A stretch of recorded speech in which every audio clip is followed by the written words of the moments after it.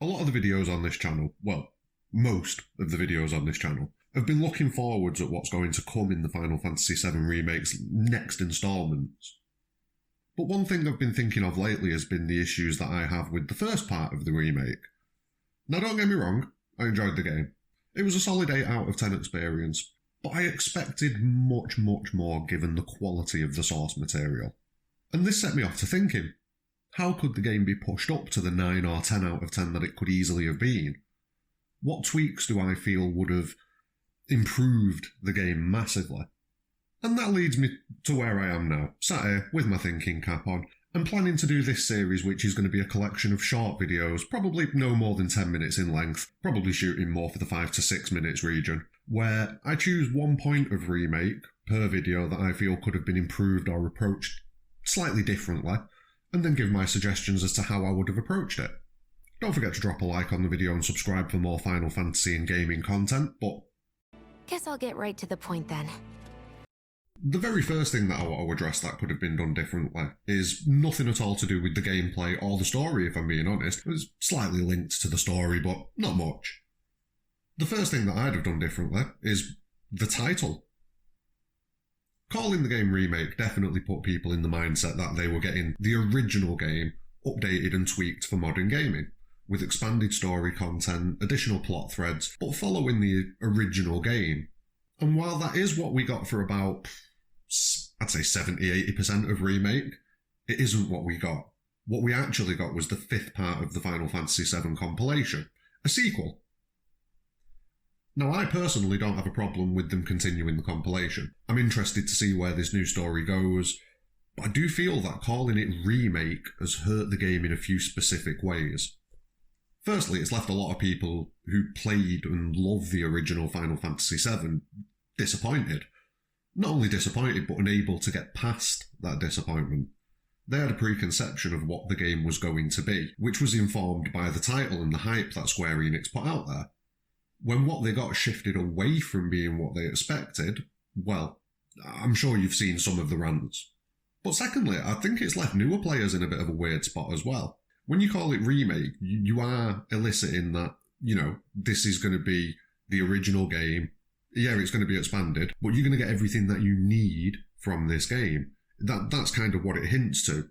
It doesn't put me in mind that I'm going to need to play additional content and other games in the series. This is a remake. This should be starting from the ground up, so I should be able to understand everything that goes on in this game. But when you come to the game's latter sections, they heavily rely on Sephiroth and a certain someone who survives against the odds. It relies on you knowing who these characters are as the big twists at the end of the game, the things that make gamers sit there and go, "What?" But newcomers to the franchise playing Final Fantasy VII Remake as their first experience in this universe won't really have any clue who either of these characters are. Sephiroth isn't as problematic. You get a reasonable amount of exposition for him throughout the remake, but newer players aren't going to have any real idea what his motivations are, what his backstory is, any of it. In the original game, when you leave Midgar, you've not even met Sephiroth, you've just seen the ramifications of his actions. Then you get to the current flashback and you get context for who he is, what he wants, why he's doing what he's doing, and it makes him a much more compelling antagonist.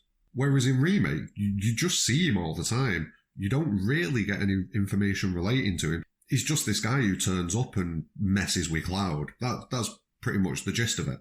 The only way that you're going to understand what the deal is with Sephiroth, if Final Fantasy VII Remake is your first experience with the Final Fantasy VII universe, is to actively spoil yourself on the franchise. And that's not a good thing. Anyway, I've ranted enough about the issue. Now let's think how we could fix it, or how Square Enix could have fixed it, what they could have done differently to avoid these issues. And I'm going to be honest, with what they've planned, which is this sequel, there aren't that many things that they can do to negate the issue, especially not the issue with the newer players not really knowing what's going on. One involves far more work than the other, which makes it much less likely that they could have even gone down that route. And yeah, I wouldn't blame them for not going down this route, but it is one way that they could have done it. The first one, which is the heavy workload suggestion, is to have done one game, which is a shot-for-shot remake of the original game first, and then release Remake. It had probably ruined some of the surprise of Remake actually being a sequel, because everyone had kind of twigged that straight away, like, they've just released Final Fantasy VII super remastered, remake, rebuilt, whatever you want to call it. Why are we releasing it again? So you'd know then that it was a 5th installment going into it.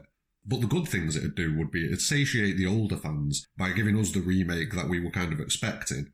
And it would make the original story much more accessible to modern gamers who might not necessarily be willing to play the original game and see characters built out of 4 polygons and some chewing gum. But the workload for this is massive, and like I've said, it had diminished the impact when Final Fantasy VII Remake shifts definitively into sequel territory. Because whether you liked that or not, it definitely had an impact. That shift in that last chapter of the game, massive impact. The other suggestion that I'd have, though, would be a bit more realistic, wouldn't take any work at all, really. And it's really simply just to change the name from Remake, probably to something like Reunion.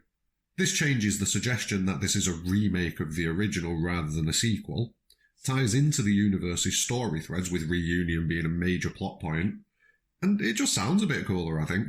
And I definitely think that they will name one of the titles in the latter, one of the latter installments of Remake. They probably will name it Reunion, but we'll see.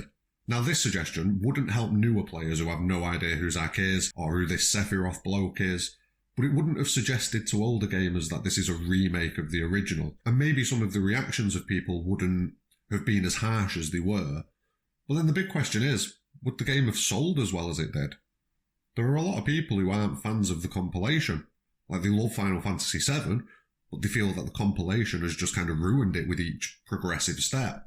Would these people have bought into a 5th installment more than a remake of the game they know and love? Probably not. Thanks very much for watching this video. Please drop a like and subscribe. Let me know how you feel in the comments, because, like I say, it's all opinion. You might have a completely different opinion to me on this. Let's talk about it. But more importantly than anything, make sure that you have a great day.